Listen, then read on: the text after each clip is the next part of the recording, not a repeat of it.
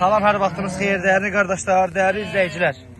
Dəyərli qardaşlar, gördüyünüz bax 55 baş bax belə balalı şişək satılır.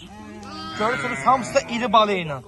Hamısının balaları bax belə quzudur, dəyərli qardaşlar. Baxın, heyvan hardasa 40 dənəsi 1, 2, 3'dür. Yerdə qalanda içində 4 də var, nə bilim. İçində 2 dənə əkiz var, onlar 5 qarına doğa bilər.